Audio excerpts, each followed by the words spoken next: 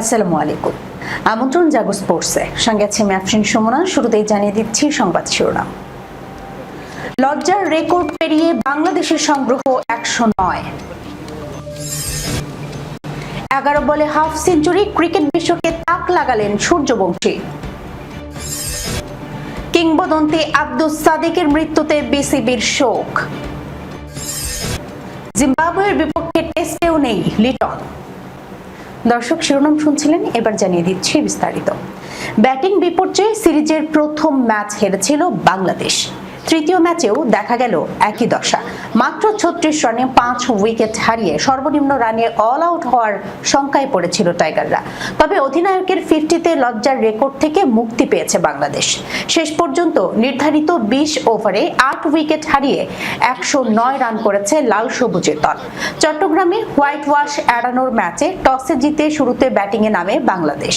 তবে রান বন্যার সাগরিকায় dot ball আর wicket হারানোর মহড়া দিয়েছে টাইগার ব্যাটাররা। টি-20তে বাংলাদেশ সর্বনিম্ন সংগ্রহ 70 আর চট্টগ্রামে 108 রান। অধিনায়ক হৃদয়ের 61 রানের ইনিংসে সেই লজ্জা থেকে কোনো মতে মুক্তি পেয়েছে ফিল সিমন্সের শিষ্যরা। ম্যাচের দ্বিতীয় ওভারেই 2 উইকেট হারিয়েছে বাংলাদেশ। জনসনের বল সোজা খেলেছিলেন সাইফ, কিন্তু সেটা বোলারের হাতে লেগে আঘাত করে স্ট্যাম্পে। নন স্ট্রাইকে থাকা তামিম তখন ক্রিজ থেকে সামান্য বাইরে। বলের গতিবিধি দেখে ব্যাটকে ক্রিজের ভেতরেও নিতে চেয়েছিলেন তামিম, কিন্তু সামান্য বিলম্বে রান আউটের শিকার হয়ে ফেরেন তিনি। এরপর বাংলাদেশি ব্যাটাররা যা করেছেন তা রীতিমতো ছেলে খেলা যেন। ডটের পর ডট খেলে জনসনের ওভারের পঞ্চম বলে মিড অফে ক্যাচ দিয়ে ফিরেছেন সাইফ হাসান। মার্শের হাতে ক্যাচ দেওয়ার আগে 9 বলে করেছেন মাত্র 1 রান। এশিয়া কাপ ও আফগানিস্তান সিরিজের পর ব্যাট হাতে টানা ব্যর্থ এই ওপেনার।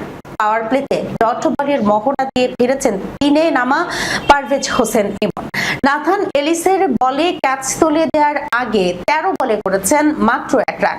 আন্তর্জাতিক ক্রিকেটে টিকে থাকতে স্ট্রাইক রোটেশনের দক্ষতা যে কত কার্যকরী বিষয়, সেটাই টের পেয়েছেন এই বাঁ হাতে ব্যাটার। 13 বলে 1 রান করে লজ্জার রেকর্ডেও নাম লিখিয়েছেন ইমন। বাংলাদেশের হয়ে অন্তত 10 বলের ইনিংস খেলা ব্যাটারদের মধ্যে সর্বনিম্ন স্ট্রাইক রেট তার। এর আগে 2021 সালে অস্ট্রেলিয়ার বিপক্ষে মিরপুরে 11 বল খেলে 2 রানে আউট হয়েছিল সৌম্য। এতদিন এটাই ছিল বাংলাদেশের কোনো ব্যাটারের এক ইনিংসের সর্বনিম্ন স্ট্রাইক রেট। এদিকে পঞ্চম ওভার শেষে 3 উইকেট হারিয়ে বাংলাদেশ মাত্র 11 রান তুলছিল। টাইগারদের মন্থর গতির ব্যাটিং দেখে যে কেউই এটাকে টেস্ট ম্যাচ মনে করতে পারেন। তবে পাওয়ার প্লের শেষ ওভারে সোহান হৃদয় বাউন্ডারি হাঁকিয়ে ম্যাচে ফেরার ইঙ্গিত দেন। যদিও অস্ট্রেলিয়ান বোলিং তোপে বেশিক্ষণ টিকেনি এই জুটি। ইনিংসের 8ম ওভারে অ্যাডাম জাম্পার নিচু হওয়া বলে বোল্ড হয়েছেন নুরুল হাসান সোহান। লম্বা সময় পর টি-20 একাদশে ফিরেও ম্যাচটা স্মরণীয় করে রাখতে পারলেন না এই ব্যাটার। মাত্র 8 বলে 6 রান করে ফিরেন তিনি।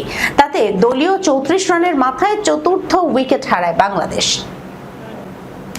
সমালোচনা আর বিতর্ককে পেছনে ফেলে ব্যাট হাতে রীতিমতো ইতিহাস লিখলেন ভারতের তরুণ ব্যাটিং সেন্সেশন বৈভব সূর্যবংশী। ডেম্বুলায় ত্রিদেশীয় সিরিজের ফাইনালে মাত্র 11 বলে হাফ সেঞ্চুরি করে গড়েছেন লিস্ট এ ক্রিকেটের দ্রুততম অর্ধশতকের বিশ্ব রেকর্ড। ভেঙে দিয়েছেন 21 বছর ধরে অক্ষত থাকা এক কীর্তি। মাত্র কয়েকদিন আগেও সমালোচনার মুখে পড়েছিলেন তিনি, কেননা শ্রীলঙ্কায় এ দলের ত্রিদেশীয় সিরিজে প্রত্যাশামতো বড় ইনিংস খেলতে পারেননি। এর মধ্যে শ্রীলঙ্কার বিপক্ষে সুপার ওভারে হারের পর মাঠে প্রতিপক্ষের সঙ্গে উত্তপ্ত বাক্য বিনিময়েও জড়িয়ে পড়েন। তবে সব আলোচনা ছাপিয়ে আবারও ব্যাট হাতে নিজের জাত চিনিয়েছেন ভারতের তরুণ ব্যাটার বৈভব। রোববার ত্রিদেশীয় সিরিজের ফাইনালে রীতিমতো তাণ্ডব চালিয়ে লিস্ট এ ক্রিকেটে দ্রুততম হাফ সেঞ্চুরির বিশ্ব রেকর্ড গড়েছেন তিনি। মাত্র 11 বলে হাফ সেঞ্চুরি পূর্ণ করে ভেঙে দিয়েছেন 21 বছর ধরে অক্ষত থাকা থাকা রেকর্ড। এর আগে 2005 সালে শ্রীলঙ্কার কৌশাল্য উইরারত্নে 12 বলে হাফ সেঞ্চুরি করে রেকর্ড গড়েছিলেন। ফাইনালে বৈভব সূর্যবংশী থেমেছেন 29 বলে 94 রানে। সেঞ্চুরি থেকে মাত্র 6 রান দূরে থাকলেও তার বিধ্বংসী ব্যাটিং ও প্রতিপক্ষকে পুরোপুরি ম্যাচের বাইরে ছুড়ে দেয়। গত এক মাসে এটি চতুর্থবারের মতো সেঞ্চুরির কাছাকাছি গিয়ে থেমে যায় তার ইনিংসে ছিল 10টি 4 এবং 8টি ছক্কার মার।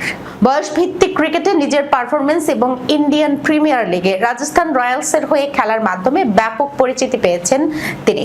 এত অল্প বয়সে দারুণ সব বোলিং আক্রমণের বিপক্ষে এভাবে দাপট দেখিয়ে খেলার কারণে তিনি ভারতের সবচেয়ে আলোচিত প্রতিভাদের একজন হয়ে উঠেছেন। বাংলাদেশের ক্রীড়াঙ্গনের এক উজ্জ্বল নক্ষত্র, জাতীয় ক্রীড়া পুরস্কার প্রাপ্ত সাবেক কিংবদন্তি হকি খেলোয়াড় ও ক্রীড়া সংগঠক আব্দুস সাদিক আজ ঢাকায় শেষ নিঃশ্বাস ত্যাগ করেছেন। ইন্না লিল্লাহি ওয়া ইন্না ইলাইহি রাজিউন। তার মৃত্যুতে দেশের ক্রীড়াঙ্গনে গভীর শোকের ছায়া নেমে এসেছে। আব্দুস সাদিক ছিলেন বাংলাদেশের ক্রীড়া ইতিহাসের এক অনন্য ব্যক্তিত্ব। দেশ স্বাধীন হওয়ার আগে ও পরে দুই মিলিয়েই আন্তর্জাতিক হকিতে পাকিস্তান ও বাংলাদেশ দলের প্রতিনিধিত্ব করেছেন তিনি। কেবল হকি মাঠেই নয়, দেশের ঘরোয়া ফুটবলেও তিনি ছিলেন একজন নামী ফুটবলার।